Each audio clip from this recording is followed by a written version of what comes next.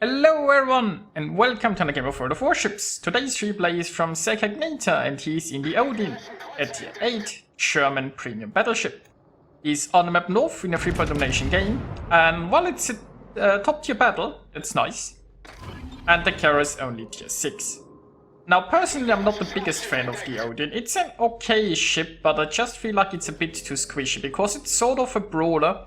But in order to brawl, obviously you need to survive long enough to actually get close to anything and start a brawl. Now of course top tier battle makes brawling a lot easier, as with any ship, and in a top tier battle the Odin might just be survivable enough to get some fun secondaries in. So secondaries are opening up. This London is pushing in for some reason. And I have a feeling this London isn't gonna be surviving very long. Well, there are some torpedoes coming. Now, Sacagnata has his Hydro running, as is very wise when you push towards a cap. Now, this Loyang is technically out of torp range, but we don't know when exactly he torped. He could have been closer. And I should make it around. Well, okay, the torps ran out anyway. Now, of course, that Loyang might not be the only thing here. I'm not actually sure. Does London have torpedoes? Probably.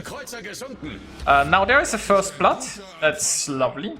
There aren't too many friendly ships here, and there are quite a few enemies, although this island still protects our Odin from 2 of the battleships, right? So he is being very careful. He doesn't want to get too close for torpedo. Well, okay.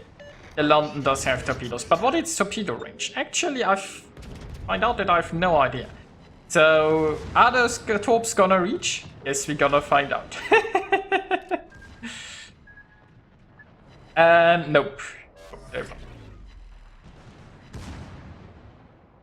Now, he's very careful to stay angled here, although unfortunately his secondaries can't really shoot right now because he's not showing enough broadside for that. And there comes the Loyang.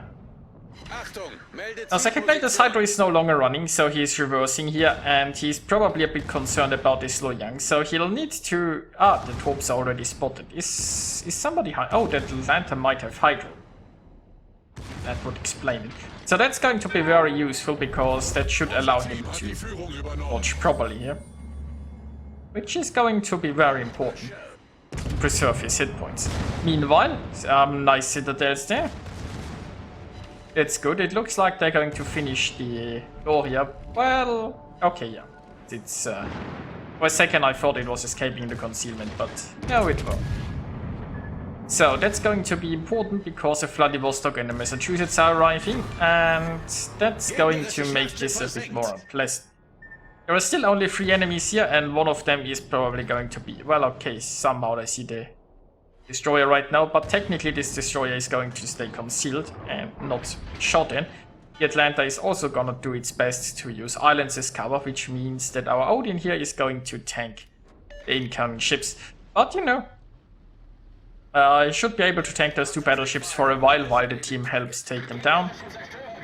The Loyang's torps might be a bit of an issue still, but Hydro is almost ready again. Now, another citadel against the Massachusetts. He's scoring quite a few citadels here, so thankfully the enemy is not too concerned about the angling. That's always helpful, right? If the enemy team helps, it does help. Now it looks like the Vladivostok is reversing back there. I'm not sure, maybe he's afraid of the torpedoes, but it's also like very good that the enemies on this flank, they are like kind of trickling in, right?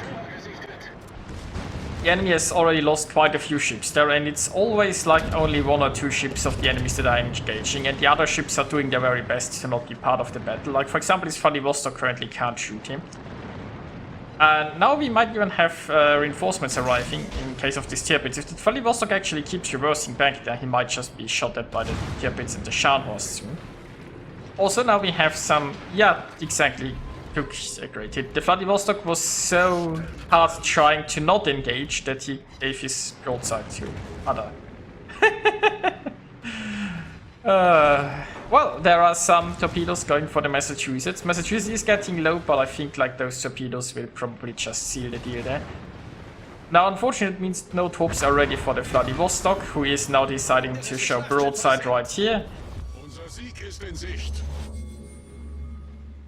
Yeah, I feel like the enemy team has pretty much crumbled already. But you can see, despite Sacagnata only engaging a few ships at a time usually and trying his best to not be focused down by everything, he still already took quite a bit of a beating. It's just 52k hit points at tier 8 isn't an awful lot. Like when we see the Scharnhorst here. Yeah, you see the Scharnhorst even has more hit points and it's a tier 7. So yeah.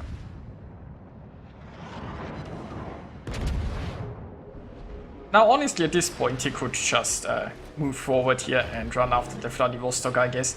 Then again, he is probably concerned about this Luoyang, which makes sense, because, you know, we can pretty easily see that there are shells coming out of that smoke screen, and that Luoyang is just waiting for something to torpedo, I presume. So he's playing it careful here.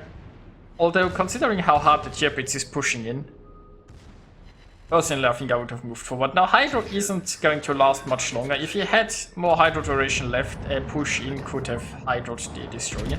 But I know the feeling when you're like, hey, let's Hydro the Destroyer, and then you realize the moment it's crucial, it runs out. Anyway, so secondaries are still working on that, and now the Luoyang is fleeing. I would definitely switch to the Luoyang here. I can understand wanting to finish off the Vladivostok that slow. Personally, I feel like at this distance you have a very high chance of hitting the Destroyer. I would have made sure to sink the Destroyer before it escapes. I mean, it's currently probably...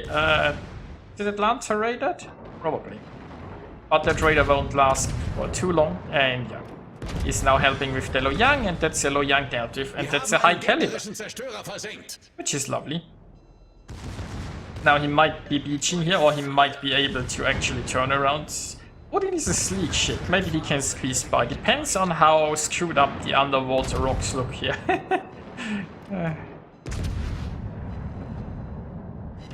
Coasts are definitely becoming much more treacherous as Warships redesigns those maps. Well, anyway, Vladivostok is almost down. I mean, the whole enemy team is almost down. Also, in an interesting side note, Sacagnata is basically solo capping this cap right now, which is pretty lovely, especially considering that he is even in secondary range of an enemy battleship and still not getting interrupted.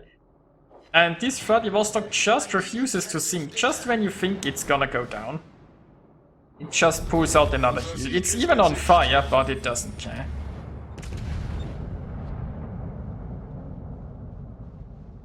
Let's just look at that hit point difference, right? 73,000 against 52. Concentrate fire on that enemy warship. Much obliged. Well, is Vladivostok showing a bit of broadside again? Maybe they can finally get her.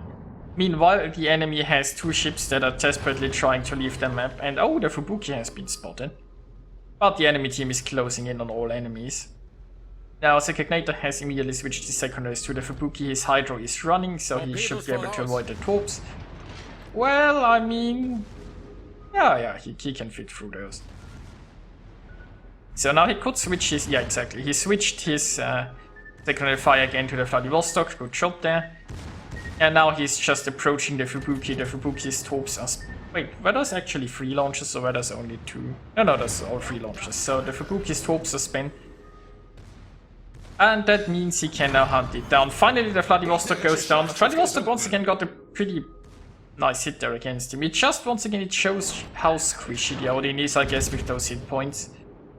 You really gotta be careful if you are that you aren't getting destroyed. It's such a shame because, like, the Hydro, the torpedoes, the secondaries, a lot of things in the Odin just scream brawling.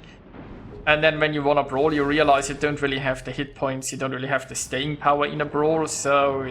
Well, anyway. I just prefer the Tirpitz or the Bismarck. But hey, there is kill number 6, and, well, that's the win. Now, unfortunately, I don't have any post-battle results because Sacagnata didn't send me any, so we'll have to do with this end screen here. But overall, this was a pretty nice battle. I'm sure he did very well in the results, and well, we can see here on himself the Kraken and a high caliber, so there is that. So yeah, this was just a very nice brawl. Basically the whole battle was just one push through the camp and one giant brawl. And I greatly enjoyed watching it. I hope you guys enjoyed watching it too, and I'll see you next time.